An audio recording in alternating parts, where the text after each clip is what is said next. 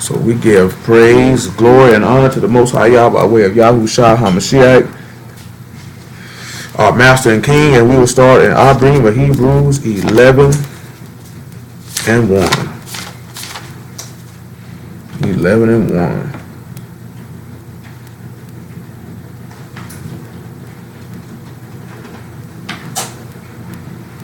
And it says, now faith is the substance of things hoped for, the evidence of things not seen. For by it the elders obtained a good report. Through faith we understand that the worlds were framed by the word of Alahym, so that the things which are seen were not made of things which do appear. So what we're looking at here is we're looking at a particular word. We'll just go to Isaiah 29 and 16. He say the world was framed by the word of Alahym, so that the things which you can see were made of things which you do not see.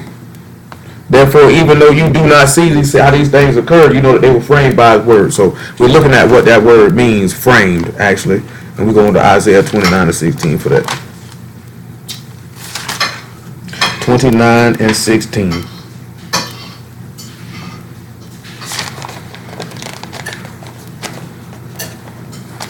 And it says, surely your turning of things upside down. Matter of fact, make it 14. Therefore, behold, I will proceed to do a marvelous work amongst this people, even a marvelous work and a wonder. For the wisdom of their wise men shall perish, and the understanding of their prudent men shall be hid. Woe unto them that seek deep to hide their counsel from Yahuwah, and their works are in the dark, and they say, who see us, and who know us? Surely your turning of things upside down shall be esteemed as the potter's clay. For shall the work say of him that made it, he made me not? Or shall the thing framed say of him that framed it, he have no understanding? And those two things, you'll have two different words. One is yet sir, and the other one is yet saw. And the one that we're looking at with framed, for the word framed, that when you see shall the thing framed, so the thing framed is yet saw, and that's purpose or imagination. Or of him that framed it. And that is Yatsar, which is to form creation, original creation, or form, or from, or preordained, or pre-appoint. This is something that's pre-appointed or pre-chosen. So this is the reason why we do that. Just bear with me. Come over here to Ephesians chapter 1. About something that's pre-chosen or pre-appointed.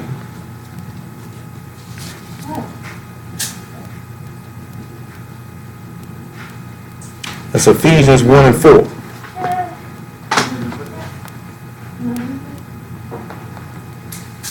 I ain't gotta keep together.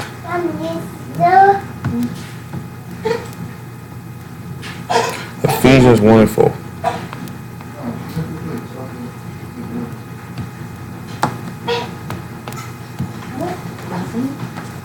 According as he hath chosen us in him before the foundation of the world, that we should be Kadesh and without blame before him in love. So again, this is sitting back saying before the world was made, you have a pre-appointing. Remember, he said he framed these things by the word of Alahym. So these things that are being framed, or these things that are being made, spoken by the word, were preordained. Having predesignated us unto the adoption of children by Yahushua HaMashiach to himself, according to the good pleasure of his will, to the praise of his esteem, of the esteem of his favor, when he has made us accepted in the beloved, and whom we have redemption through his blood, the forgiveness of sins, according to the riches of his favor, wherein he have abounded to us in all wisdom and prudence, having made known unto us the mystery of his will, according to his good pleasure, which he hath purposed in himself, that in the dispensation of fullness of times he might gather together in one all things in Mashiach, both which are in shamayim and which are on Aras, even in him, whom also we have obtained an inheritance, being predestinated according to the purpose of him who worked all things after the counsel of his own will, that we should be to the praise of his esteem who first trusted in Mashiach. Now all these things you keep hearing them mention about things being preordained and things in shamayim, and all this is going to take us back to the law and in the beginning. So looking at how these things were framed by the word of Alahym and preordained, let's go back and look in Genesis chapter 1 and let's begin there. And we're going to start with 1 and 1. Leah, hush that noise. Now, when we look at shamayim, one of the definitions of shamayim, it means that that's the abode or the dwelling place of the stars. We know that the stars are bearing witness to the sons of Mashiach. We know that because we done looked at that before. So you keep hearing him mention that the things that are called by his name and shamayim and all these things, and we're going to break this down. And when we go to looking at counting these days, and when you're looking at counting these days, and you see these 360 days in the word, it's going to be pretty overwhelming evidence. And then we're going to look at the fact of we don't actually see a counting of days by the moon, or even an instruction to do so. So in Genesis 1:1 it says, in the beginning Alahym created the shamayim and the arats, and the arats was without form and void, and darkness was upon the face of the deep, and the ruach of Alahym moved upon the face of the waters. And Alahym said, let there be light, and there was light. And Alahym saw the light, that it was good. And Alahym divided the light from the darkness. And Alahym called the light day, and the darkness he called night. And the evening and the morning were the first day. So the thing that we turn around and we look at when it comes to this here, give me 1 second. 1 second. When we look at the word light, because I got this written down, it is Maor. Hold on 1 second, let me pull that back up. That's spelled M-A. As a matter of fact, let me just read it. I might have wrote it down wrong. Boom, boom. Well, and this one here is Or, which is O-W-R. And what we have is light of day, light of the heavenly luminaries. Moon, sun, stars, daybreak, dawn, morning light, daylight, lightning, light of lamp, light of life, light of prosperity, light of instruction, light of faith. Yah as Yasharal's light. Now we know one key thing that we know that is the moon doesn't have any light in it. It actually reflects light. So when we see him saying, let there be light, he's telling us something. And what he was saying is that this was light will serve as the joy, the life, the justice, and the deliverance in a world that was void and unformed, to make it a place for the inhabitants of his people to be able to dwell in his presence. So when we turn around and we look at that, let's look at Colossians chapter 1 as we try to make sense of all of these things.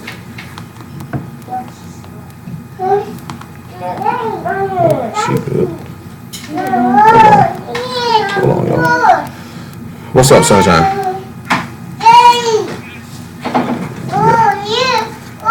Yeah. Huh?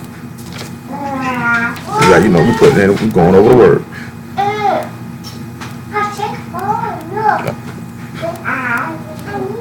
Yeah, I'll call you when you finish. All right. Let's look at Colossians chapter 1 and about verse 11. It says, strengthened with all might according to his glorious power, unto all patience and long suffering with joyfulness, giving thanks unto the Father, which made us meet to be partakers of the inheritance of the Kadeshim and light, who have delivered us from the power of darkness, and have translated us into the kingdom of his dear Son, in whom we have redemption through his blood, even the forgiveness of sins, who is the image of the invisible Alahym, the firstborn of every creature. For by him were all things created, that are in shamayim and that are in arats, visible and invisible, whether they be thrones or dominions or principalities or powers. All things were created by him and for him, and he is before all things, and by him all things consist. So all this is sitting back telling us is that the key thing that you see here in Colossians, knowing that when he said let there be light, that was to set up a place to where there could be deliverance for us who were dwelling in darkness. I want you to go to look at, I think, Matthew chapter 4. I want to say Matthew chapter 4. Now listen to the key thing what we looked at. He said you were strengthened in all might to be made to be partakers of the inheritance of the set apart ones in light. Well, that inheritance is in shamayim, which we're going to look at, because remember, shamayim is the abode of the stars. That's the abode of the sun. This is why he tell you to set your affections on the things that be in shamayim and not the things that be in arats. Let's look at Matthew chapter 4, I want to say. And I'm going to make, since it's Matthew 4 and about 15, make it about 4 and 12. About 4 and 12. It says, now when Yahushua had heard that Yochanan was cast into prison, he departed into Galilee. And leaving Nazareth, he came and dwelt in Capernaum, which is upon the seacoast in the borders of Zebulun and Naphtali, that it might be fulfilled which was spoken by Yeshayahu the prophet, saying, the land of Zebulun and the land of Naphtali by way of the sea beyond Jordan, Galilee of the Gentiles, the people which sat in darkness saw great light. And to them which sat in the region in the shadow of death, light sprung up.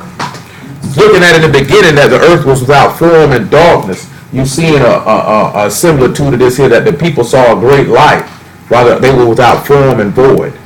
Because we had no form and void. We were without hope. Matter of fact, look at 1 Corinthians chapter 15. We ain't starting out there. See the mail choice.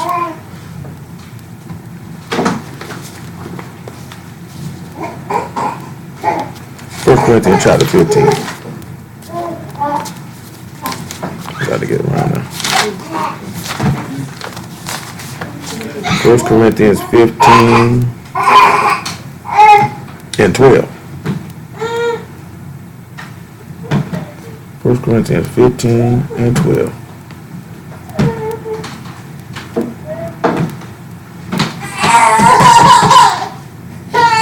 Now, if the Mashiach be preached that he rose from the dead, how say some among you that there is no resurrection of the dead? But if there be no resurrection of the dead, then is Mashiach not risen? And if Mashiach be not risen, then our preaching is vain, and your faith is also in vain. And yet we have false witnesses of Alahym, because we have testified that he raised up Mashiach, whom he raised not up. If so be that the dead rise not. For if the dead rise not, then is not Mashiach raised. And if Mashiach be not raised, your faith is vain, and ye are yet in your sins. So we turn around and look at when he came into the people who were in darkness, seeing a great light, they were in death. They were in their sins. This is what we begin to see in the beginning. And then when you look at it, we know that death coming out of light. So you see that's why the night begins today. Well, starts a day cycle or a 24-hour cycle. But then we sit back and look at what would actually calculate the days. And how would we go about doing that? Now, we were talking about the other day, and you can hold Genesis 1 because we're going to go back and forth because we're trying to get a lot of stuff in at one time and make all this stuff make sense.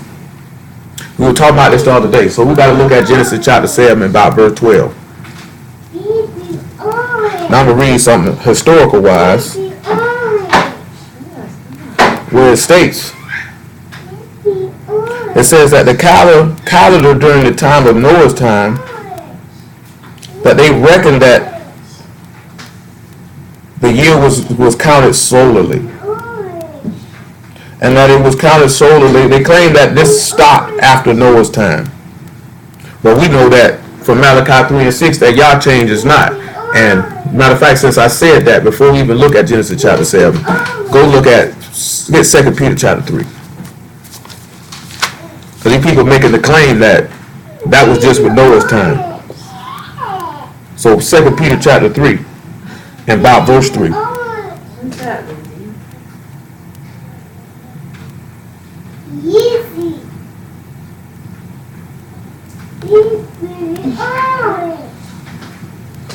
Second Peter 3 and 3.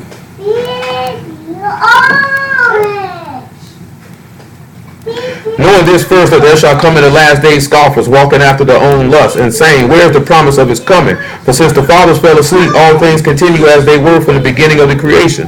For this they willingly are ignorant of, that by the word of Alahym the shamayims were of old, and the earth standing out of the water and in the water, whereby the world then that was being overflowed with water perished. But the shamayim and the arats, which are now by the same word, are kept in store, reserved unto fire against the day of judgment and perdition of ungodly men.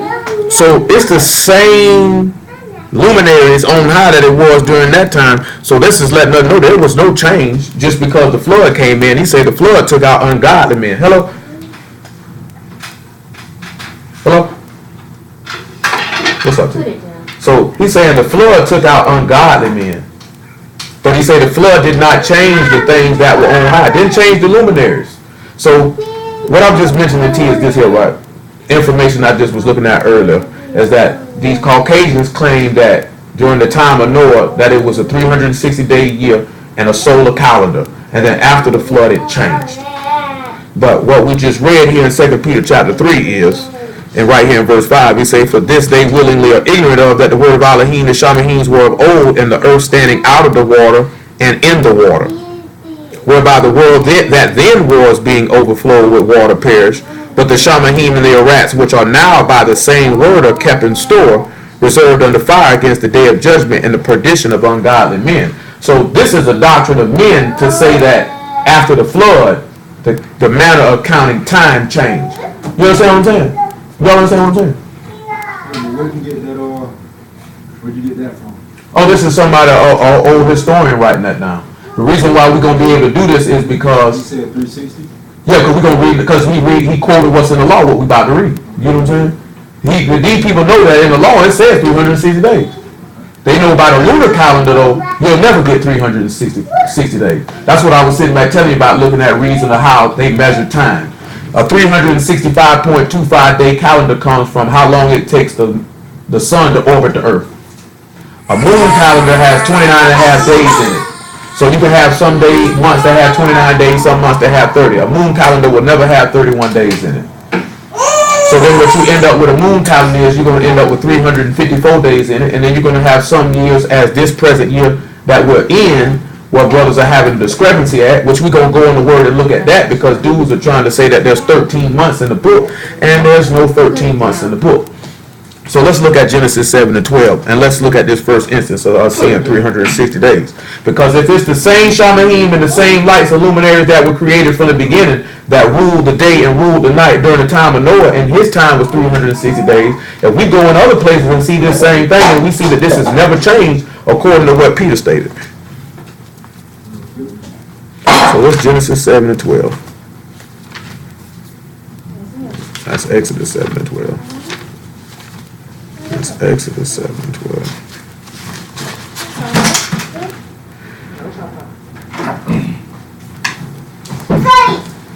Exodus 7, hold on. Genesis 7 and 11, my apologies. Huh? 7 and 11. And it says, in the 600th year of Noah's life, in the second month, in the 17th day of the month, the same day were all the fountains of the great deep broken up, and the windows of shamayim opened, and it rained upon the arats 40 days and 40 nights. So now we turn around and we look at it, and we sit back and say that there was the second month, 17th day of the month. Now let's drop down here to Genesis chapter 8. And if I can actually find it on here, because this page is tore up considerably. I pull my old book out. Give me a second. I can use the other one. That's why I got two of them in front of me. You need napkin? Huh? But the page tore up. I can't read nothing on it. Genesis chapter 8.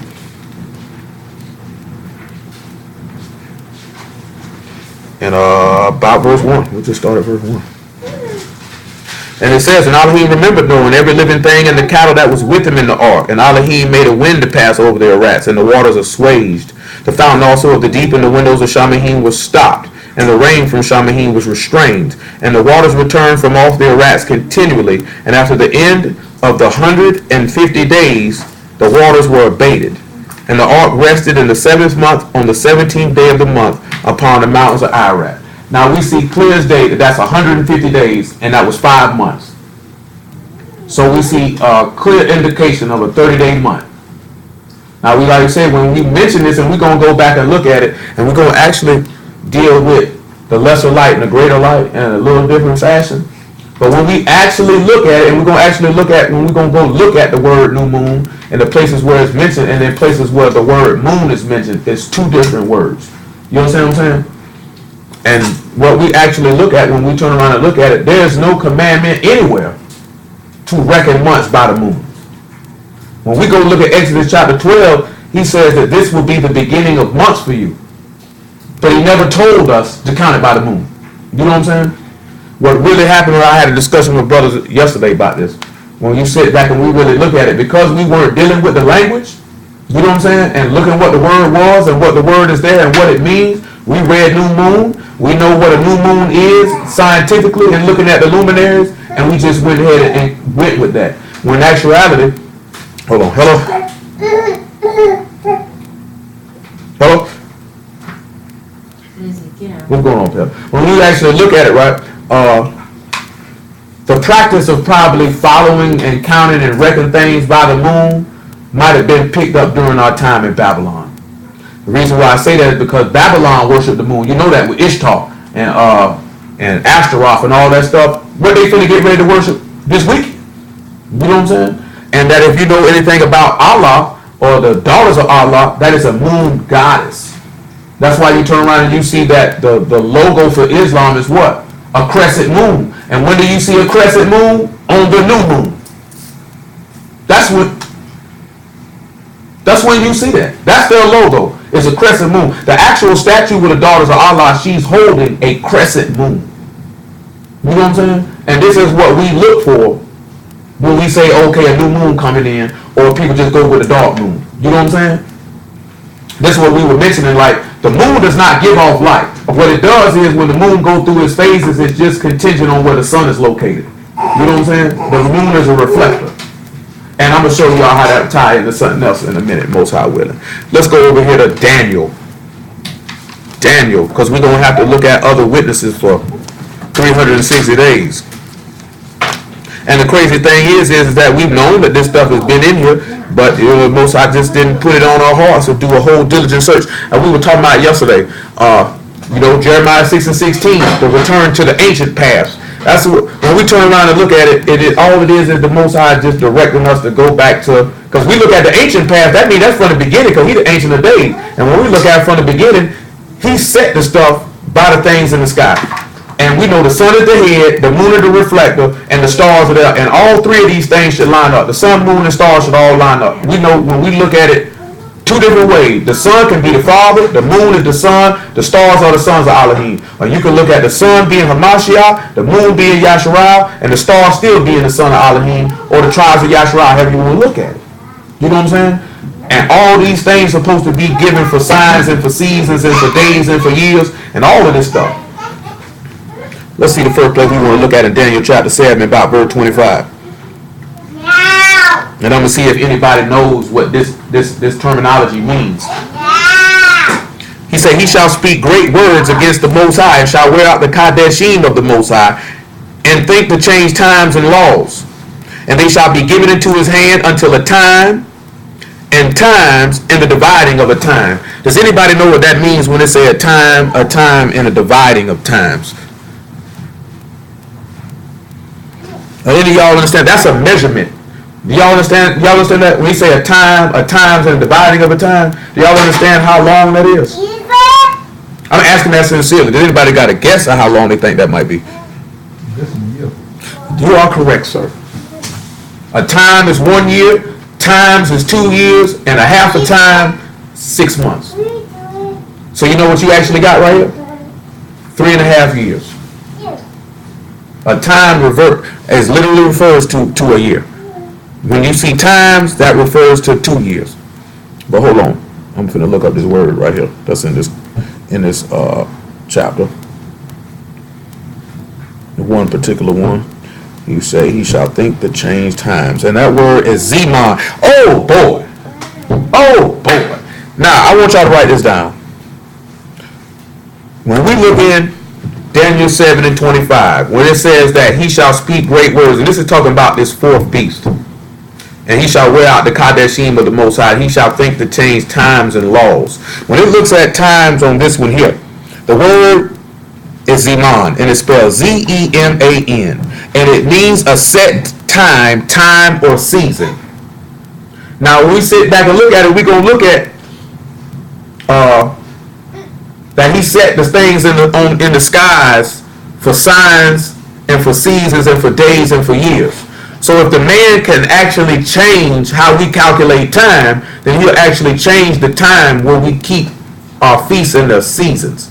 Because I was just telling Dwight earlier, when we look at counting the days by the sun versus the moon, the feast will always be on the same times every year. You know what I'm saying? It's not going to be no switching around. Like I can't even remember what day Passover was on last year. I want to say probably like the middle of April. You know what I'm saying? But then we done had years was like almost at the end of March. No, it was the same as that Easter last year. Yeah, but their Easter's never on the same day. Yeah, no, I'm saying last year it was Easter day. You know what I'm saying? Yeah, but I can't. I want to say it probably was the middle of April. You know what I'm saying? And you're looking at this year would have been the end of April. Now you got people this year who they started keeping Passover last night. You know what I'm saying? Now one of the things that I'll mention, right? You know, in Ephesians, he said he'll give you apostles, prophets, pastors, teachers, evangelists. You know what I'm saying? For the edifying of the body till we come into the unity of the faith. Because most high willing, all those, you know, you got to separate the wheats from the tares, right? You know what I'm saying? But in the midst of that, most high willing, he'll bring all his people in together in the same fold. Because everybody's doing, when it comes to these feasts, and it's only the beefing about when these feasts come, it only happens this time of year. These arguments don't go down during Pentecost time. They don't go down during Tabernacle time. Just this time of year right here. Now you have some people who believe the new year started March the 9th. So they already in the new year. So they started keeping Passover last night. This ain't to ridicule nobody. It's just showing that the objective, most high willing, is for his people to all get on the same page. Not to sit and point at it and be like, aha, you think it's the first year, you thought the year started on the 9th. But then you got some people who look at it just before we made this adjustment, we were looking at it as that we were in the 12th month of the year and in the middle of the 12th month. You know what I'm saying? You got some people believe that it's the 13th month of the year. And that the new year won't begin till April the 7th or 8th or 9th. And they won't begin to keep Passover till April 21st, 22nd, or 23rd. You know what I'm saying? All of this coming in at it because we're looking at how to calculate time differently. And when we look at all of these things and with times and laws being changed, that can only come from the adversary. And all of us just trying, if anybody who was us in sin hard, y'all, all anybody should be wanting to try to do is get it right. You know what I'm saying? Not to sit back and point the finger at the next person because they keeping days this time or keeping days this time. You know what I'm saying? Because you got some people that say, hey, the new year started on the 20th. You know what I'm saying? So you got two sets of people that say we already in Abib. You got another set of people saying we in Adar. And you got another set of people saying we in Adar too. And everybody's trying to figure out, well, what money is it and how is it done? The reason why people looking at we in Adar too is because it was 13 months in this lunar calendar. Even though how we looked at it, we went back a month. You know what I'm saying? So being in Adar 1 or regular Adar, it wouldn't have been no issue. You know what I'm saying? Because we went back a month. So we wouldn't look at it would be no 13 lunar month. That would actually more than likely make up for the so-called extra moon. You know what I'm saying? So I found that interesting. That he said that this man would sit back to change times and seasons. Let's look at another place with Daniel in the 12th chapter. And the 11th verse. Well, matter of fact, back it up to 7. 12 and 7. Just looking for other witnesses, bearing witness to 30-day months is what we're looking at. That's all we're looking at. Looking at something to bear witness to a 30-day month. To show that these things never changed. Now, when we look at time, with the word for time here is idion. And that's just time, duration, or year. And it says, I heard the man clothed in linen, which was upon the waters of the river, when he held up his right hand and his left hand in the shamayim, and swear by him that lived forever and ever, that it shall be for a time, a times, and a half. And when he shall have accomplished to scatter the power of the Kadesh people, all these things shall be finished. And I heard, but I understood not. Then said, O my master, where shall be the end of these things? And he said, Go thy way, Daniel. For the words are closed up and sealed to the time of the end. Many shall be purified and made white and tried, but the wicked shall do wickedly, and none of the wicked shall understand, but the wise shall understand. And from that time the daily sacrifice shall be taken away, and the abomination that make desolate set up, and there shall be 1,290 days. And that's 43 months. That's 43 30-day months. Because that times and a half a time is 42 months. It's 42 months or 3.5 years, which we're going to read in Revelation, which this is bearing witness to in Revelation, which is 1,260 days. So let's look at Revelation chapter 11.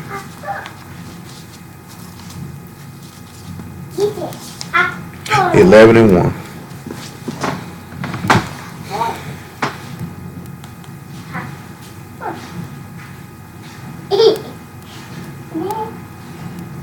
Revelation 11 and 1.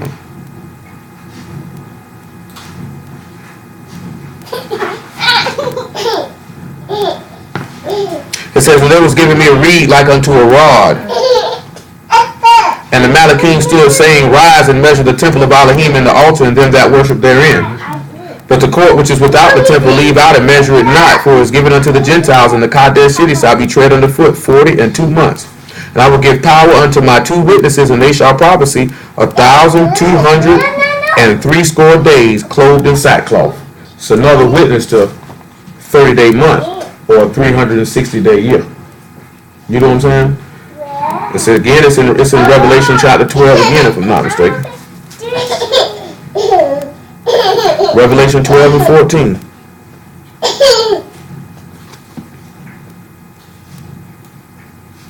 Okay, yeah.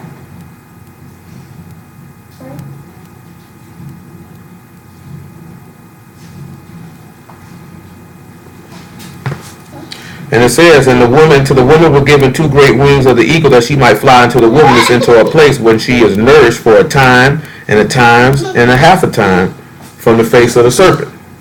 And this is also mentioned in Revelation 13 as well, with him getting power for 42 months. So we're seeing a 360-day year. There's multiple witnesses to support that. We're showing this the same shamayim they up on it that was under after the flood too, right? So that means that time period of counting never stopped. Now let's look at Exodus chapter 12.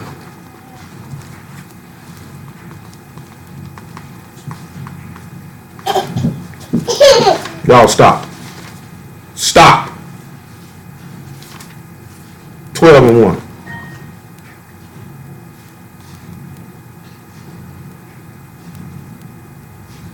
Exodus 12 and 1. And it says, and Yahuwah spake unto Moses and Aaron in the land of Mizraim, saying, this month shall be unto you the beginning of months. It shall be the first month of the year to you. So we're going to look at that, and when we see month, we see Kadesh. Now, when we look at that, it's going to say the new moon, month, monthly, first day of the month, or lunar month. We also sit back and we see that again when we look in verse 2. We're going to look at all of them, make sure when it said that's in the first time it mentioned month, and Kadesh is mentioned each time that word is month is referenced. But let's look at Psalms 89, and let's look at the word that actually mentions moon. Psalms 89 and 36. Just for clarity's sake.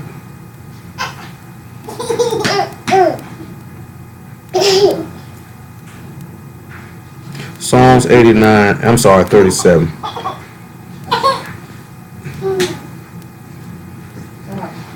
Psalms 89 and 37. Hold on. I went straight to it, didn't read the verse.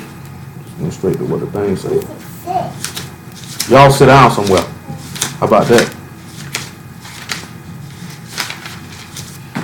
So Psalms 89 and 37 says, it shall be established forever as the moon, as a faithful witness in shamayim Selah. Now we're going to come back to that.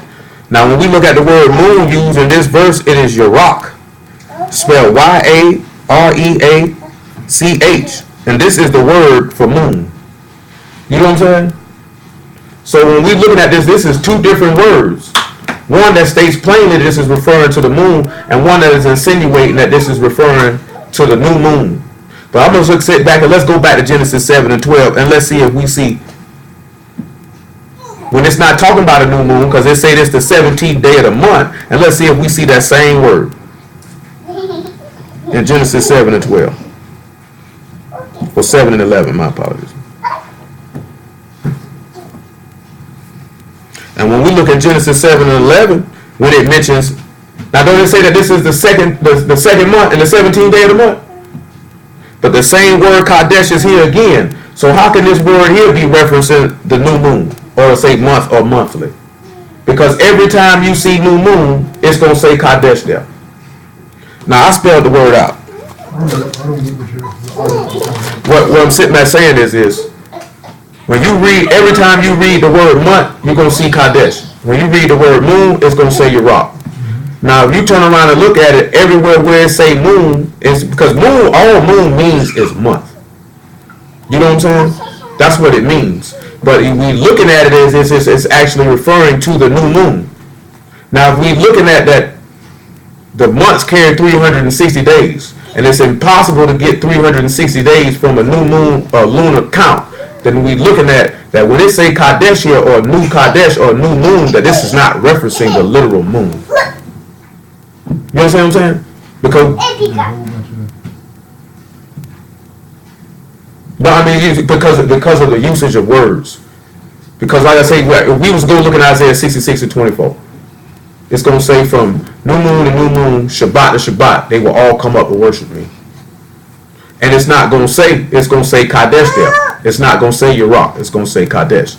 You know what I'm saying? Yerach is the word for the moon. Like literally when you read moon and you go and look and see what that word is. You said moon means month. But the word in English, the literal word moon means month. That's where the word month come from. That's where they derive it from in English is the word moon. That's where they take it from. That's why when you look at, like when we were talking about the other day, that just because James Strong say something don't make that to be accurate. You know what I'm saying? Now in that Strong's they say it's a new month, lunar month. But now we just established that it said that the same shamayim that was made from the beginning is still set in store. And we looking at that in that same shamayim that said in the beginning, they had 30-day months or 360-day year count. And then we seen during the time of Daniel in Babylon, he had the same count. And then when Revelation is prophesying toward the time of tribulation, it's giving the same count. Now, if we go by a count of the moon and the lunar cycle, you are not going to get 360 days. You're going to get 354 because the moon only has a 29.5-day cycle. It doesn't have a 30-day cycle. So you're going to have months that's going to have 29 days. You're going to have months that have 30. You're going to have months that have 29. You're going to have months that have 30. You're going to have months that have 29. You're going to have months that have 30. You know what I'm saying? So everywhere in the word, when you read the word month, you're going to see Kadesh there every single time. So now when we looking at, he's saying this is the beginning of your months. In Exodus chapter 12, he didn't tell us to go by the moon. He just said this time period is the beginning of your months. What we look at it, like I said, in English, when we read it in English and we see new moon, we equate that to the new moon that we see. But if we equate the counting the months and the counting the days by the moon, then we're not actually following the cycle that was set from the beginning, which was to go solarly. You understand what I'm saying? Because what I'm saying, referencing is there's a difference of words being used. Because you can look at Hebrew and certain things and a word can be used in a certain spot and it can be referring to something else. I say we look at new moon and automatically think new moon. But then when we actually look at the word Kadesh, it means to actually renew and repair. And then I wrote the word out. And when we write it out, I did it correctly. We got Kaf, Daleth, and I left out what that character was, writing that down. And the Rosh. And if it ain't the Kaf, then it would be the Kuf. Now we go Kuf, that's going to be the horizon to enter the door to the head person and highest. Well, we know the sun moves on the horizon. The moon doesn't move on the horizon. You know what I'm saying? That's one of the things that we were talking about when we were talking about this out last week. If we take the words and spell the characters out, it's also going to tell us. You know what I'm saying? So if Kadesh is telling us this is the new month for you, and it's telling you that this is the horizon, the pathway to enter, because I don't deal with the book of Enoch, but in the book of Enoch it says something about portals and all this type of stuff. But when you actually going through these solstices and equinoxes, they're considered to be doors. You know what I'm saying? So that would be what you would call a portal. The sun is passing through these doors. So when it's passing through these doors, it's pointing to the head, the door to get you to the highest. So that's pointing you to the sun because he said, let there be light in the beginning. You know what I'm saying? To give light unto the earth, which we're going to look at in a moment.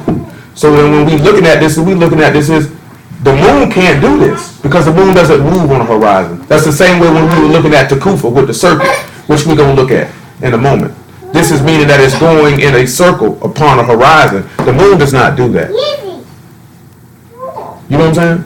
The moon does not do that. So we have to look at how did we get from a 360-day cycle going by the sun to a 354-day cycle going by the moon. How did we get to that process and get to that point? But let's go back to Genesis chapter 1. Y'all sit down somewhere. Stop. Just stop. Don't do it.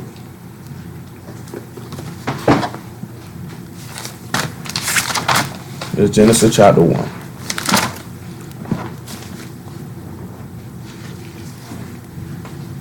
So we come back here, we in Genesis chapter 1, we in verse 6.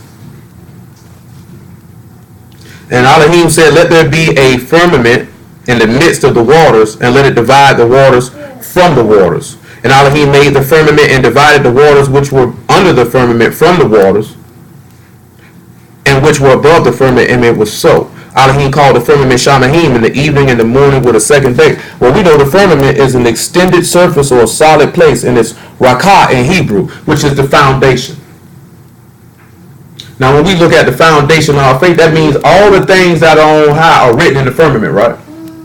So you know what the firmament would actually be representative of? Let's go to Exodus chapter 20, and we'll sit back and look at it. Because he said that shamayim, or the things in the shamayim, were framed by the word Alahym.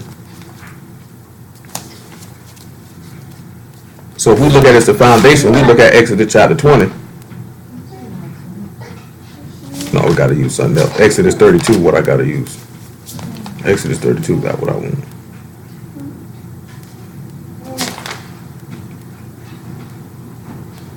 No, Exodus 34 is what I want.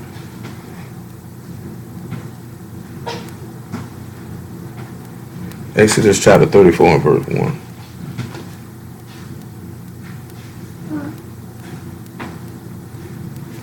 And then we'll come back and look at Exodus 31 and 18.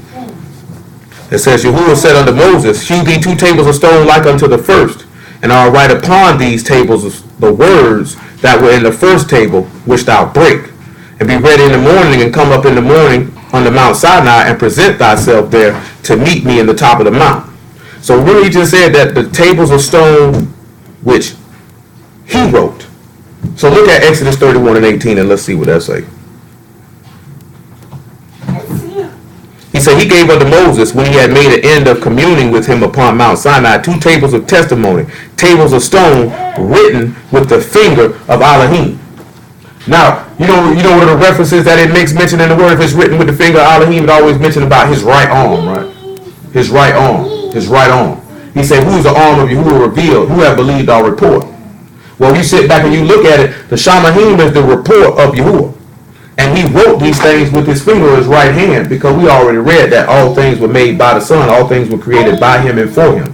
So if the firmament is the foundation in the stone, all these things are written in the Son, or written in Hamashiach, written in Yahushua. That's what we're looking at. That's why I went and looked at this. Let's come back to Genesis chapter 1.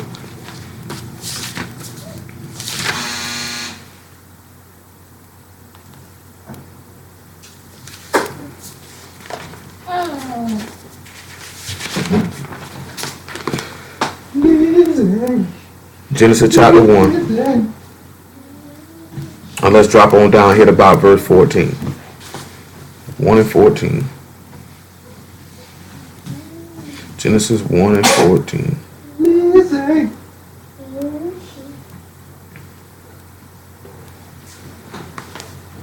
It says, and Alahym said, let there be lights in the firmament of shamayim to divide the day from the night, and let them be for signs, and for seasons, and for days, and years. And let them be for lights in the firmament of shamayim to give light upon the earth. And it was so. And Alahym made 2 great lights, the greater light to rule the day, the lesser light to rule the night, and he made the stars also. And Alahym set them in the firmament of shamayim to give light upon the earth, and to rule over the day, and over the night, and to divide the light from the darkness. And Alahym saw that it was good, and the evening and the morning were the 4th day. Now when we sit back and we look at it, he done made all these lights, and he set these lights in there for a reason. Now another thing we're going to look at is the Hebrew word kafod. And it means to honor or respect or riches or splendor, dignity and esteem. So before we go any further and look at this here in an in-depth fashion, let's look at 1 Chronicles 16 and 22. Just hold this Genesis chapter 1, because we're working towards something. That means all those things in the shamayim that he mentioned bear witness to something. And then it's going to bear witness to how these days are counted. 16 and 22. That might be a little high, but it's all good. I see.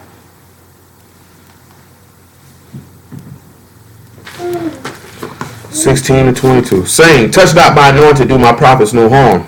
Sing unto Yahuwah all the rats, show forth from day to day his salvation. Now look at the key thing. He say to show forth from day to day his salvation. This is going to make sense when we come back to Psalm 19. He say declare his esteem among the heathen. And this going to make sense too about declaring his esteem among the heathen. His marvelous works among all nations. For great is Yahuwah and greatly to be praised. He is also to be feared above all gods. For the gods of all the people are idols, but Yahuwah made the shamayim. Esteem and honor in his presence, and strength and gladness are in his place. Give unto Yahuwah, ye kindreds of the people. Give unto Yahuwah esteem and strength. Give unto Yahuwah the esteem due unto his name. Bring an offering. Come before him. Worship Yahuwah in the beauty of Kadesh. Fear before him all the earth. The world also shall be stable, that it be not moved. Now he's steady referencing about to bring this esteem and honor. And he made all these things in shamayim and how to bear witness to the heathen. Now when we look at a Hebrew word for knowledge, it means da. Now I'm going to go back, and we're going to go back to Genesis chapter 1, and we're going to explain this da, because the knowledge of his esteem is declared right on high. It's declared right in the firmament. And it's a voice and a message to every nation and to every tongue. You know what I'm saying? Because if you sit back and you don't speak English and you don't speak Hebrew, but if somebody sits down, whatever language you speak, if somebody sit down, we're going to actually look at that when we go read Acts chapter 2 when it pertains to this, what I'm referencing. But when we actually look at that, if you look at the skies, don't they bear witness to his salvation? And if they bear witness to his salvation, that means no matter what language you speak, that witness of salvation goes from one end of the earth to the other. No matter what you speak, it bears witness to it. So let's come back to Genesis chapter 1 and let's see how it bears witness to the things that's set in the firmament and the things that's in shamayim. And let's go ahead and rock with it, because it's 8:11. Ain't got much time. Verse 14. Again, he said, let there be lights in the firmament. So let there be lights on the solid foundation. Let there be lights on the solid foundation. Get you Matthew chapter 5, verse 14. Let there be lights in the solid foundation. Get you Matthew 5 and 14. Daniel chapter 12, about verse 1. And Matthew chapter 13, about verse 33. That's Matthew chapter 5, about verse 14. Daniel chapter 12, about verse 1. Matthew chapter 13, about verse 33. Matthew 5 and 14.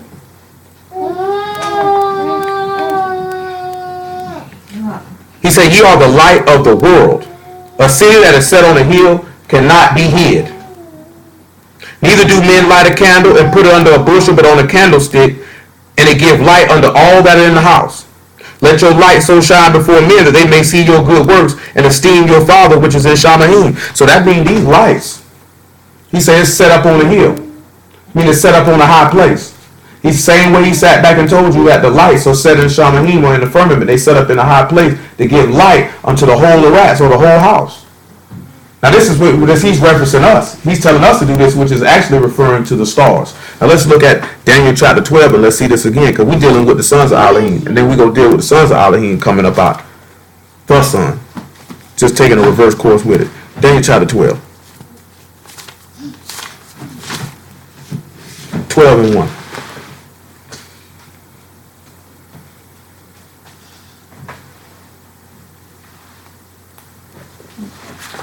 And it says, and at that time shall Michael stand up, the great prince will stand for the children of thy people.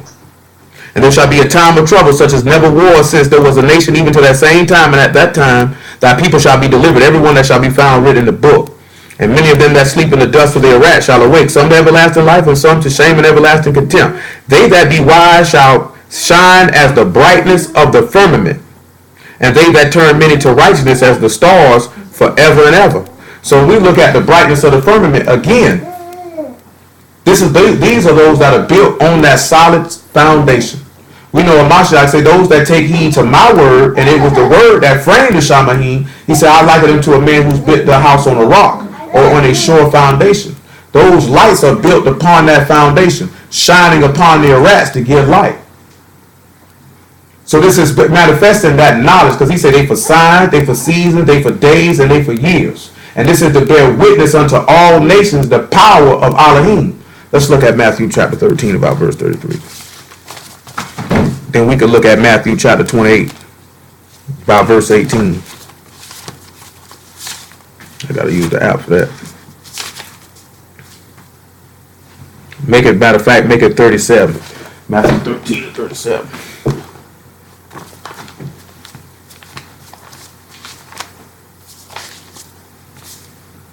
Yeah, I gotta use the app for that. I ain't got that page no more.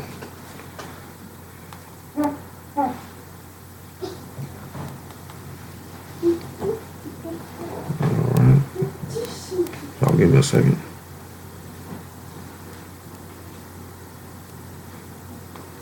And there we go.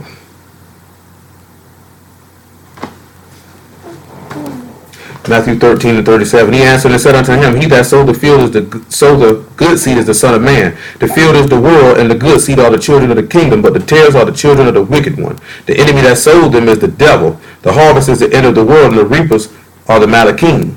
As therefore the tares are gathered and burned in the fire, so shall it be at the end of this world.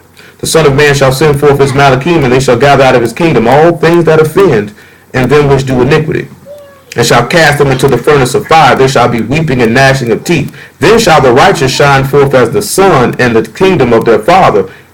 Who have ears to hear, let him hear. Now, if we turn ourselves to be righteous and then we shine as the sun, then that means we would be just like the sun.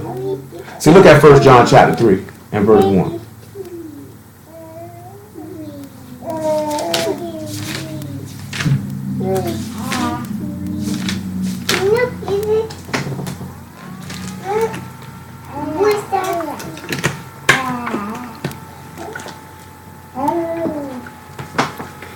It said, Behold, what manner of love the Father hath bestowed upon us, that we should be called the sons of Alahym. Therefore the world know us not, because it knew him not. Beloved, now we are the sons of Alahym, and it doth not yet appear what we shall be. But we know that when he shall appear, we shall be like him, for we shall see him as he is. And every man that hath this hope in him purify himself, even as he is pure. It's the same way what Apostle John stated in this same epistle letter, that we are as he is in this present world.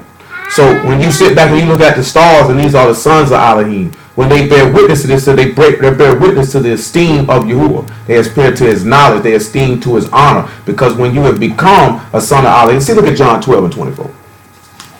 When you become a son of Alahym, that's to the esteem and power of Yahuwah. So when you look at the stars and the shamayim that are built upon this firmament, they're bearing witness to that. And when they bear witness to that and they're declaring that message, they declaring that message, a message of repentance and obedience and faith in the Son to become as the Son. And again, we're going to get this Matthew 28 and 18. It said it's sent back that they say they for signs and for seasons. It's actually Mark chapter 16 that I want, if I'm not mistaken. That says exactly what I'm thinking about.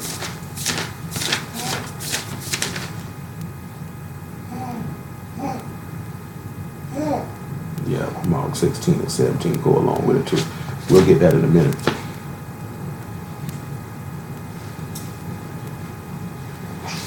Now, what I just said? Where was going at? Mark, I think? No, it's something else. It just escaped my mind.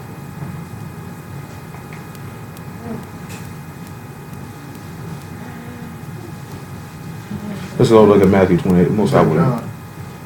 Yeah, John 12 and 24.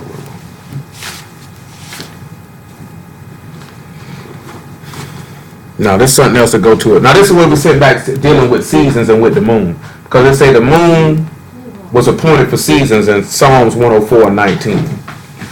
Now, when you plant crops, right? And we're going to tie this to a mashal this here. I know the reason why it came to my head. Any of y'all on here familiar with agriculture? But when you plant crops need light during the nighttime and the daytime, right? But they need light. They don't need light all the time. The thing that what we look at when they say, yeah, they really do, because they actually the seed actually benefits off the light of the moon at the same time. This is from sitting down talking with and dealing with brothers who deal with agriculture, and they bear witness to this. You know what I'm saying? That even at nighttime, the light that comes off the moon and the stars help the crop. You know what I'm saying? Because if there's only light on that crop for this 12-hour period of time, it's not going to meet a gestation. It's not going to grow. You know what I'm saying?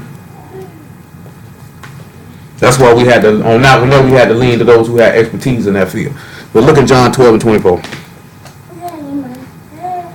For 23, it said, Yahushua answered them, saying, the hour is come that the Son of Man should be esteemed. Truly, truly, I say unto you, except the corn of wheat fall into the ground and die, it abide alone. But if it die, bring forth much fruit. He that loses his life shall lose it. And he that hate his life in this world shall keep it unto life eternal. If any man serve me, let him follow me, and where I am, there shall also my servant be. If any man serve me, him will my Father esteem. When you turn around and look at it, wherever he is, he said that's where my servant's going to be. Well, where's the sun located in the shamayim, and where the stars at in the shamayim? But then we also going to look at to see that Mashiach in one instance can be referred to as the moon. And we're going to sit back and show you how a dark moon was actually placed upon that man while he was on the stake.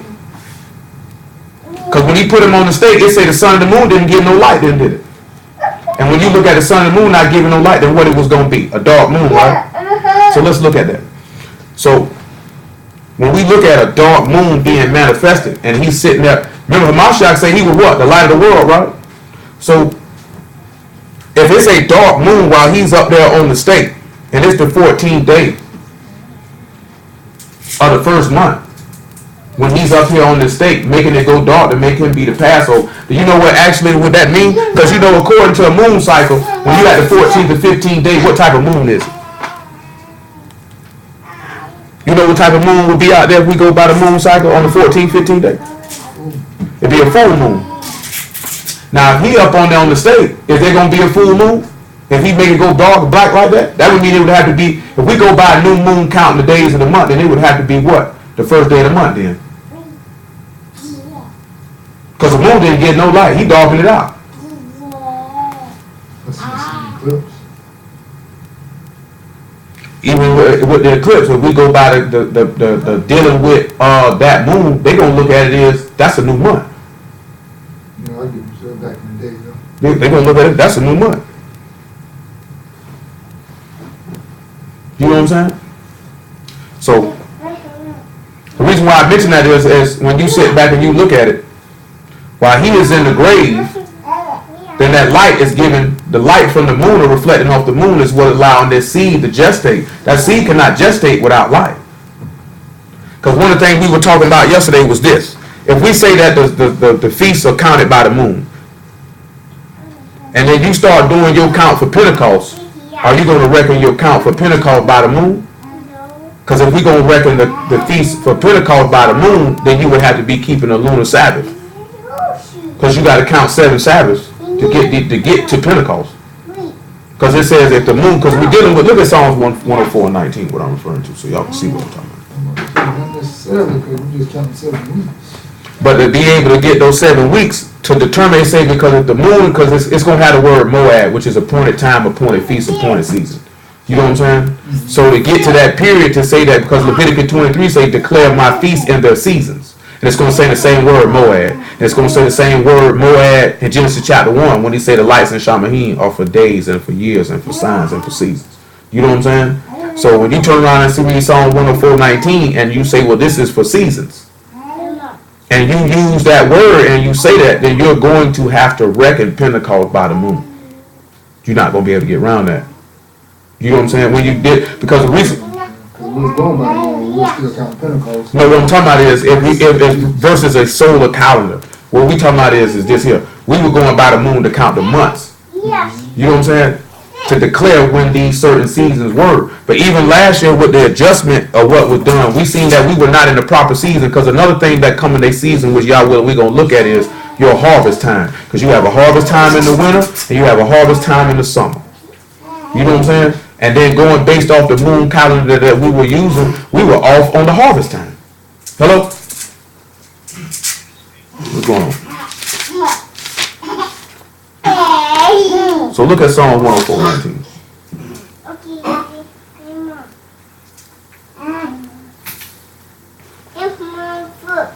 Psalms 104:19 says this.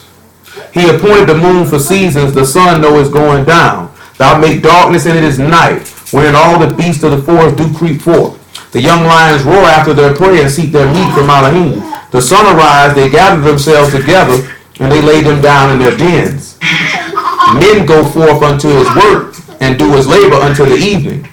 O Yahuwah, how manifold are thy works, and in wisdom hast thou made them all. The earth is full of thy riches.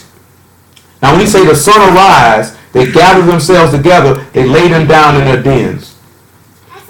And then he says, the man go forth unto his work and labor until the evening, and how manifold are his works. Now the word season there is Moed. When we look like I said, you go look at Leviticus 23 and 4, and you see seasons going to say the same thing again. But let's look and sit back and look at Genesis 8 and 22.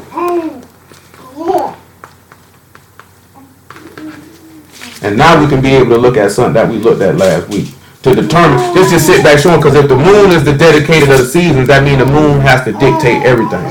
You know what I'm saying? I'll give it to you like what a brother was talking about before. When we were going by the moon, nobody asked what the sun was for, did it? You know what I'm saying?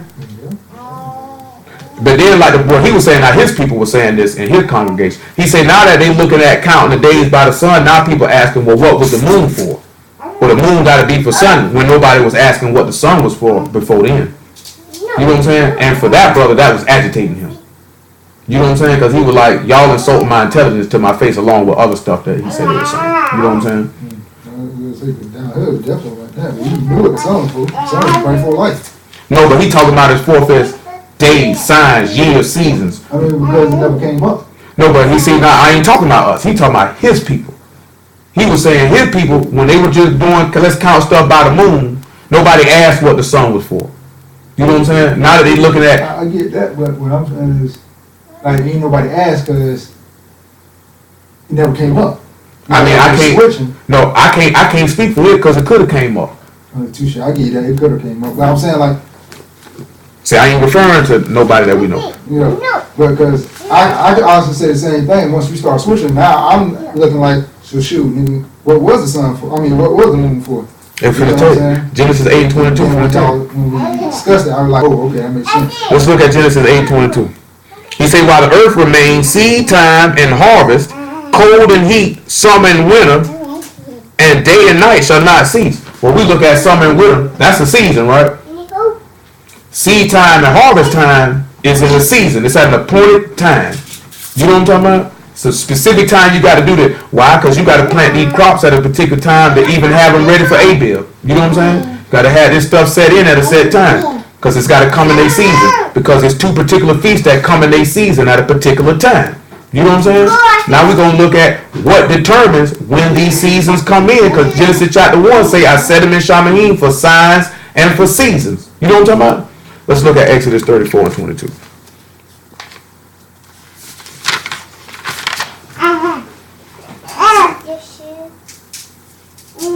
Exodus 34 and 22, but we'll start at 21.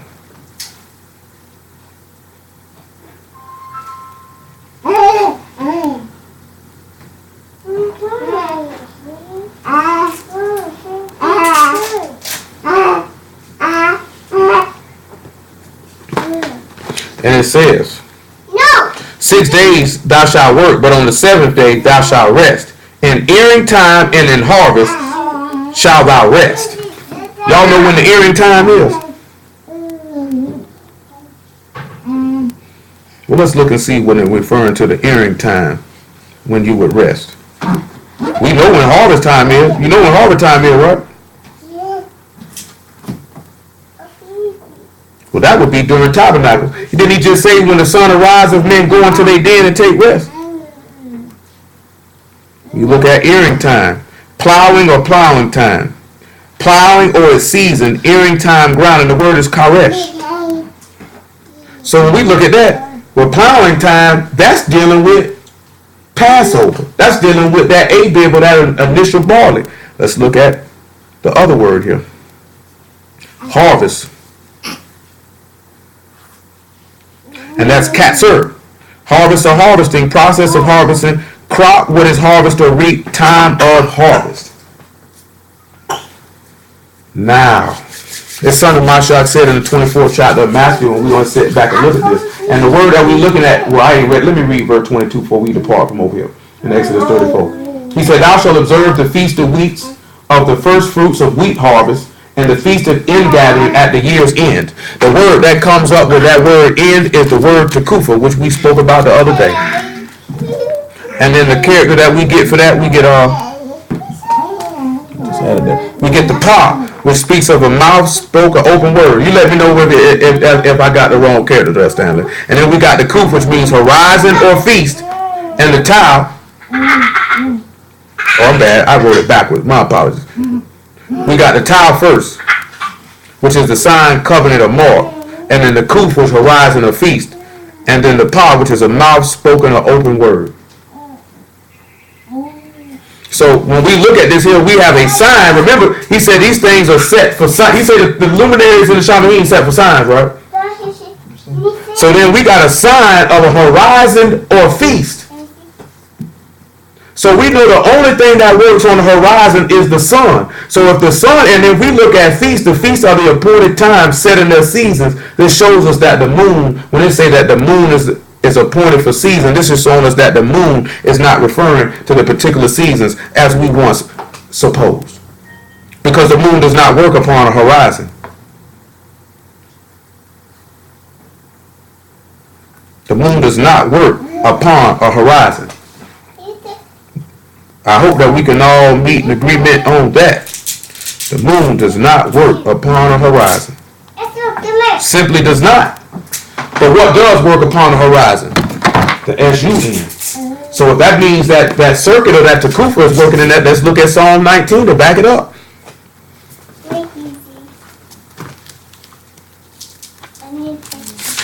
And this Psalm 19 is about verse 1 we'll start at. Because this was a lot of stuff, and some of this stuff we got to carry in on the Shabbat, because that's whole stuff by itself. Thank you. Psalm 19 and 1. Listen what he say. It say the shamayim declare the esteem of Alahym, and the firmament show his handiwork. So again, we talked about this the other day, and you seeing this again. The firmament sits back and it declares the work of Alahym, or the voice of Alahym. It declares his majesty. It gives a narration and it expounds on the work of his hands. So when you see the stars and you see the sun and you see the moon, you see Yasharal, you see Yahusha, you see the children of Alahym. It bears witness to this, and it gives a testimony to the whole earth. That's why he say the things that are seen were framed by the things that were not seen. These things were framed by the Ruach HaKodesh. You can't see the Ruach, but yet you know it manifested, like Mashiach said in the 3rd chapter of John. But let me read this again in verse 2. He say, day unto day utter speech, and night unto night show knowledge. So we're going to sit back and look at that. Day unto day utter speech. He say, a man do his labor until the evening. Look at John chapter 11 and about verse 12. Trying to take the water, man.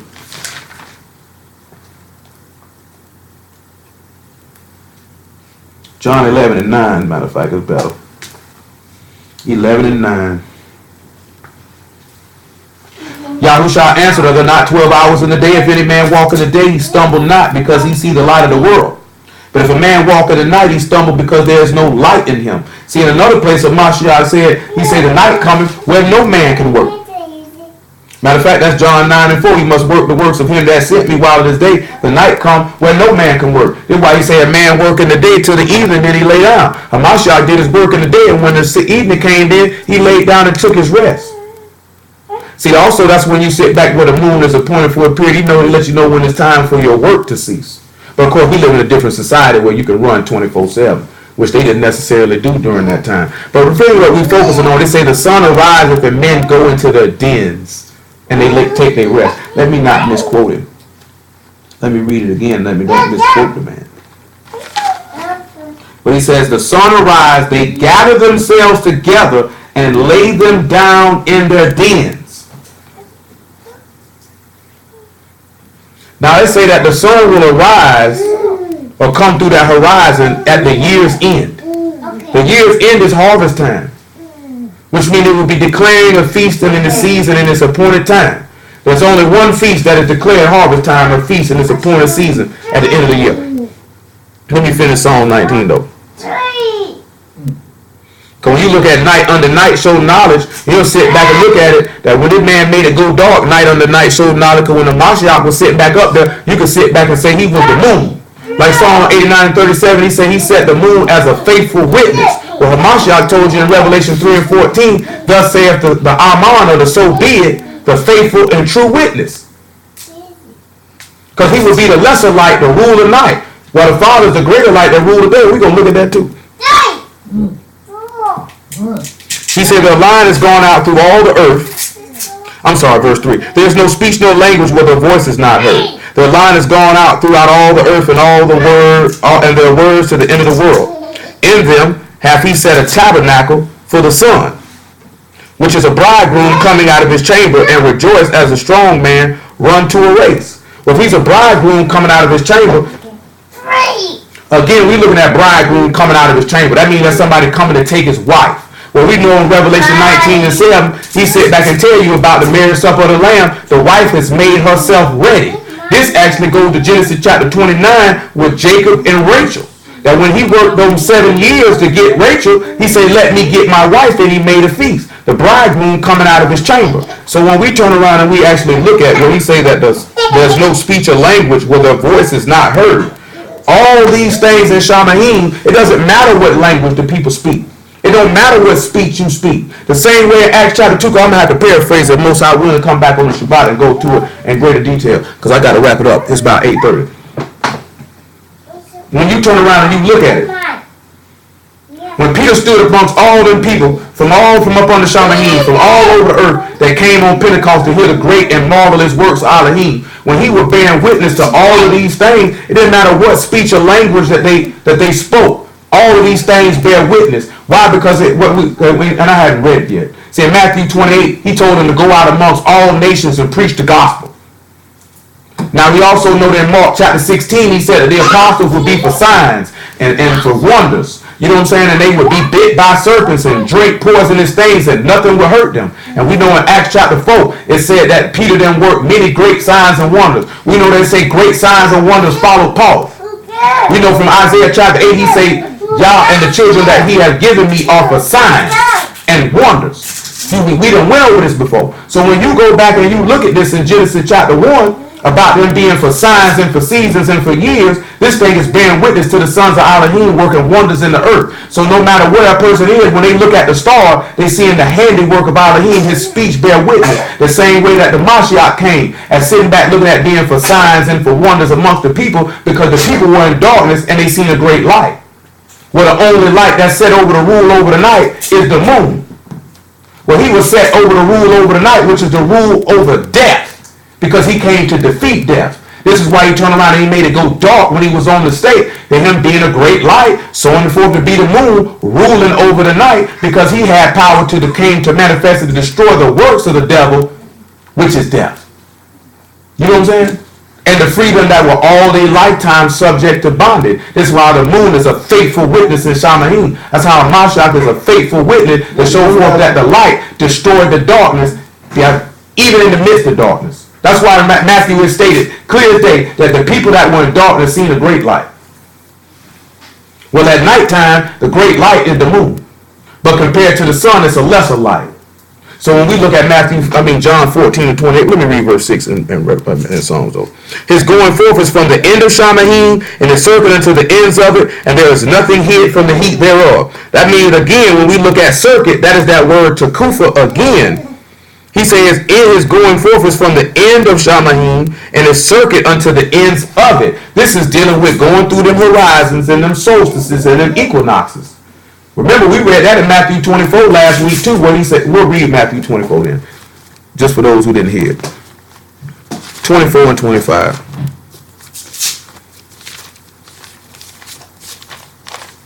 Oh, got that page.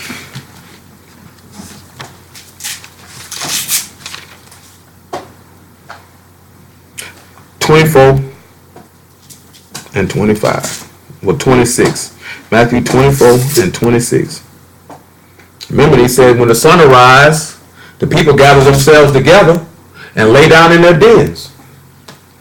He said, wherefore if they shall say unto you, behold, he is in the desert, go not forth. Behold, he is in the secret chambers, believe it not. For as lightning come out of the east, and shine even unto the west, so shall also the coming of the Son of Man be.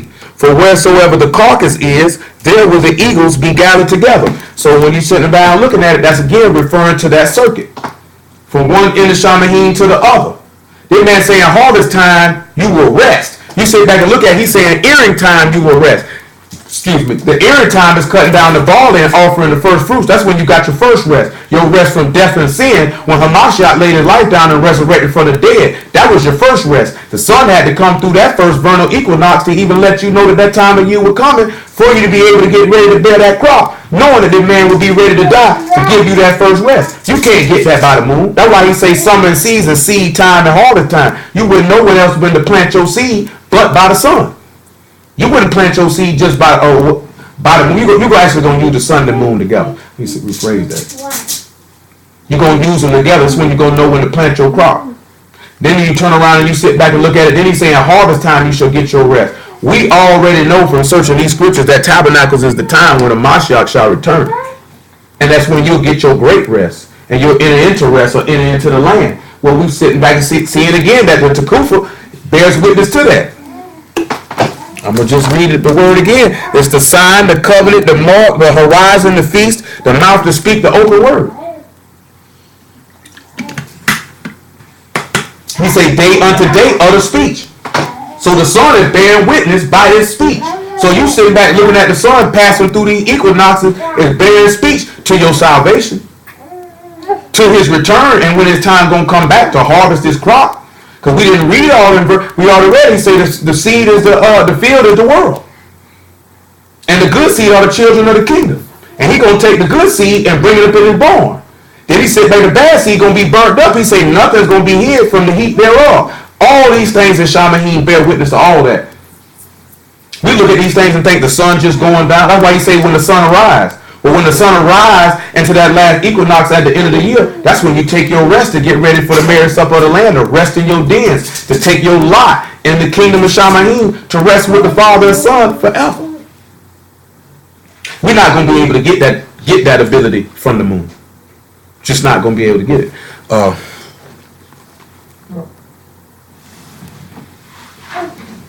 What was I finna go get? Come back to Genesis chapter 1. We finna wrap this up and then to continue on. So when we look at Genesis chapter 1 and verse 16, he said, and Alahym made two great lights. Go back that way. Go back that way. The greater light to rule the day and the lesser light to rule the night. He made the stars also. Alahym set them in the firmament of shamayim to give light upon the earth, and to rule over the day and over the night, and to divide the light from darkness. And Alahym saw that they were good. Let's look at John 14 and 26, something that Mashiach said.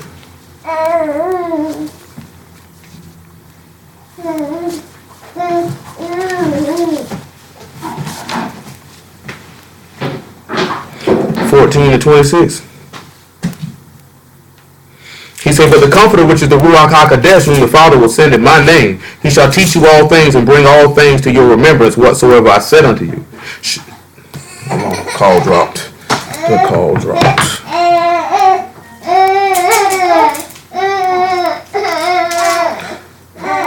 Calm down, little buddy.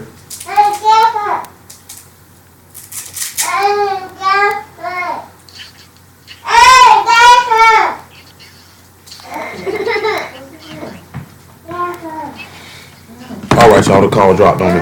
So, we look at John 14, 26 and say, but the Comforter, which is the Ruach HaKodesh, whom the Father will send in my name, he shall teach you all things and bring all things to your remembrance whatsoever I said unto you. Shalom I leave with you. My shalom I give unto you. Not as the world give I unto you. Let not your heart be troubled, neither let it be afraid. You have heard that I said unto you, I go away and come again unto you. If you love me, you will rejoice, because I said I go unto the Father, for my Father is greater than I. So if we have a greater light and a lesser light, we could look at this instance as the sun being the Father, the moon being the sun, and the stars being us. Because he said, back and said, my Father is greater than me. Same way Pharaoh told Joseph, Alahym, who taken away my reproach, that only enthroned in power will I be greater than you. The reason being, because what does the moon do again? Does the moon have its own light? It reflects light from off the sun, right? So let's look at John 5 and 16 and get a solidification for that.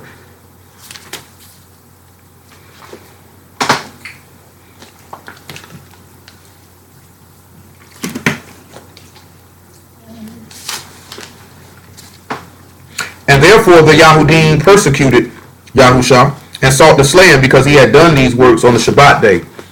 But Yahusha answered them, my Father worketh hitherto, and I work. Therefore the Yahudim sought the more to kill him, because not only had he broken the Shabbat, but said also that Alahym was his father, and make himself equal with Alahym. Then answered Yahusha and said unto them, truly, truly, I say unto you, the Son can do nothing of himself, but what he see the Father do. For what things soever he do, these also do the Son likewise. For the Father loved the Son, and show him all things that himself do. And he will show him greater works than these, that ye may marvel. So if he's sitting back there and he see whatever the Father do, that means he mirrors it and he mimics it, right? He just reflects what the Father do. So the same light that the Father had, he's just a reflection of it. That's why he's saying the express image of his person, or in the brightness of his esteem. Because that's all the moon does, is it walks in the brightness of the esteem of the sun. Without the sun, the moon gives no light whatsoever. I say the Easter phases of the moon that we see, from that new moon to that crescent, waxing, waning crescent, the Gibeah, the full moon, all of them things is predicated on the location of the sun. Without the sun, the moon gives no light. Without the Father, the Son can give no light. He say without the faith, say without me, you can do nothing. That's what he said about us. That's why we could turn around and sit back and then you look at it in a different aspect. The sun being Hamashiach, the moon being Yasharah. That's using Genesis 37 for the pretext for it, and Revelation chapter 12 for the pretext for it, which I wanted to try to fit in this evening, and I knew I wasn't going to be able to do it. Because we can look at this two ways when you're looking at the sun, moon, and the stars. Because we know Genesis 37 bear witness to the sun, moon, and the stars being father, wife, children. You know what I'm saying? When we turn around and you look at what husband, wife, children, so we turn around and look at that, Yahusha, Yasharah, sons of Alahym, or the 12 tribes of Yasharah. You know what I'm saying? So you turn around and look at it in another aspect, sun being father, moon being Yahusha, stars being the sons of Alahym. How to sit back looking at the giving of birth. You know what I'm saying? Them becoming, because I and the Father are one. The sun and the moon are one. The moon got to have the sun. Because if it's the lesser light, it's the weaker vessel, then, isn't it? When you sit back and you look at the two. Now the Father and the Son are equal in power. You know what I'm saying? They're equal together. But yet the Father is greater than the Son, though, I should say. Which means for intents and purposes, in this instance, he would be what? The weaker vessel compared to the Father. Even though he thought it not robbery to be made equal with Alahym. See, let's look at that Psalm 89, what I was talking about, and then read Revelation chapter 3. I said, now the brothers, when they asked me to look at this a couple weeks ago, they say that they had been on this Psalms 89 and 36 for a couple years, which I was just telling them, like, I ain't never know why they ain't never say nothing about it last year, you know what I'm saying? Because we could have looked into this last year and seen the validity of it. It's just when the brother came with a video talking about it, they decided to read. What matter of fact, what Troy told me was that some of the questions that they had about it when they were doing it beforehand, he answered them this go round. You know what I'm saying? So I guess that's what it was, because he told me that yesterday. He answered some of the questions that they had, which for me, I've heard people going by a solar calendar before, but it was always just based off the Book of Enoch. You know what I'm saying? So since it was based off the Book of Enoch solely, I was cool on that. You know what I'm saying? Because the Book of Enoch got some weird bugged out stuff in it. You know what I'm saying? That I ain't even finna entertain, because it don't line up with the word. Or line up with the law anyway. Verse 35. Make it 34. My covenant will I not break, nor alter the thing that has gone out of my lips. Once I have sworn by my Kadesh that I will not lie unto David, his seed shall endure forever, and his throne as the sun before me. It shall be established forever as the moon, as a faithful witness in shamayim. So now he said he done swore to David that his seed or those stars will endure forever. And his throne as the sun before me, his throne to give light. But he said it shall be established forever as the moon and as a faithful witness. So let's sit back and look at Revelation 3 and 4. That's what I'm waiting on.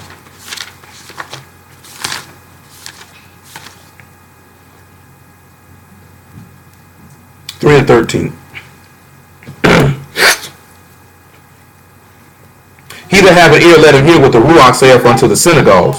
And unto the Malachim of the synagogue of the Laodiceans write, these sayings saith the Aman, the faithful and true witness, the beginning of creation of Alahym. It's going right back to it when he spoke it. If he's the beginning of creation, he's that light that was formed because the whole earth was in void and darkness. And we're going to go into that more in depthly, looking at the Kabul and the Daf meaning knowledge, and how that knowledge of those things that are in the luminaries bear witness to the people, which actually bear witness to the things that are written in the word. That's why Genesis chapter 2 and about verse 4 or 5 state these are the generations of shamayim and the rest. Because the things in the shamayim bear witness to the generations of the sons of Alahym, or the thing what we will look at, which was the yatsar, the things that were framed or preordained. Those who were already chosen to salvation. Those who were already given a mind and a heart to seek and obey, to be conformed into the image of the Son. To be conformed into the image of the Son is to be conformed into the image of the luminaries. Whether it be the sun, the moon, or the stars. Because all these things give light. With the moon being the faithful witness in Shamayim, and Hamashiach stating that he's the faithful witness, the moon is bearing witness to the sun. Which means the Son is bearing witness to the Father. That's why he constantly said, he that received me, received not me, but him that sent me. And if you receive him that sent me, then he get choked behind off there. Then he said that he will love you as he has loved me. Because all the Son did was bear witness to the truth. See, look at 1 John 5 and 6. Get off of it, Leah.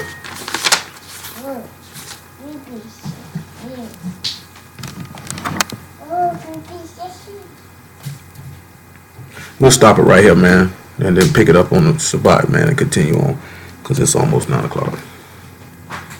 He said, this is he that came by water and blood, even Yahushua HaMashiach. Not by water only, but by water and blood is the Ruach that bear witness, because the Ruach is truth. So hallelujah for Yahushua and the word. So, one of the key things that we looked at this evening is this. When we look at the word Kadesh, and then when we see moon, new moon, or for months, it's in actuality it's not bearing witness to the moon or counting days by the moon. Because in actuality we can't see anywhere where we're commanded to count days by the moon or to count months by the moon for that instance. That's why we looked at that Exodus 12 and 1 about this is the beginning of months for you. But it didn't make mention of the moon, because if it was making mention of the moon, it would have said Yarok. Because everywhere where it's talking about the literal moon, you will see Yarok. But when we see Kadesh, we see that pertaining for the word month and not the moon. And then we seeing that the moon will give you 354 days. And y'all do your own research on this and see this for yourself. You know what I'm saying? Now we seen whether it was in Genesis chapter 7, Genesis chapter 8, Daniel chapter 7, Daniel chapter 12, Revelation 11 and 12 and 13, that these months had 30 days. And that's going to be in line with a solar cycle. When we look at the Tekufa and the circuit, and we look at Kadesh and Tekufa, both of them bearing witness to the sun. Let's make sure that I got the right characters for that. Because for that Kadesh, man, should we have the car first, or should we have another character? You hear me listening?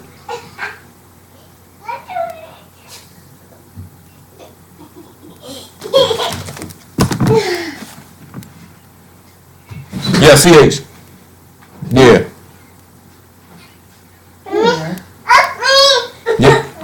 Yeah, see, I would think about that too. Yeah, see, I would think about that too, and I had both of them on there because I was thinking about myself. Let me make sure where that character at. Nah, it ain't. Nah, I'm trying to find. Okay, there go my page. There it is. Wait, where the, yeah, you talking about the fifth bridge of private to separate? Yeah, see, I'm thinking about that too. And then I had to. Then come with the dollar and the Rosh. You know what I'm saying?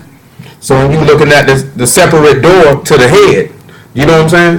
When you're looking at the separated, when you look at that separated door to the head, like I say, the sun, for all intents and purposes, them equinoxes and them equinoxes and them solstices are doorways.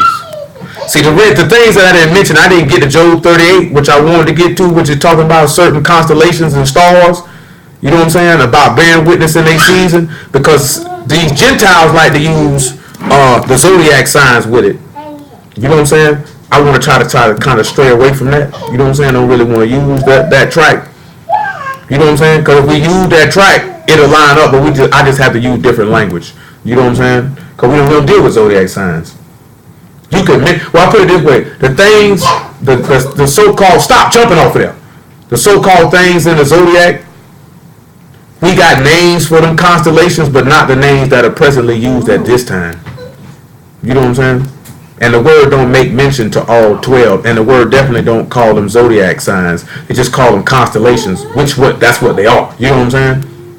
And then the sun passes through these constellations, and then this is how people be able to determine some of these things. So the moon does not pass through constellations. Stop! Don't do it no more. The moon does not pass through constellations, but the sun does. So when we look at Job 38 about declaring, with Maseroth declaring this season, you know what I'm saying? This also will negate the moon as being the determining factor of feasts and for days and years and things of that nature. So one of the key things I always sit back and look at is just to write the words out, and we know the words can bear witness to certain things and give us an even greater understanding of what we're looking at when we're trying to make a determination of these things. And definitely Kadash and Takufa definitely bear witness to the sun, and that the sun is the circuit of which these days are counted and manifested by. But again, also the search for the proper understanding of this will just not cease. We'll continue to look at these things and bear witness to more things. But the key thing that we wanted to look at was, another thing we want to look at is how the shamayim bear witness to salvation and bear witness to us, and that you can look in the skies and see and read and hear the word of Alahym without him even actually literally speaking.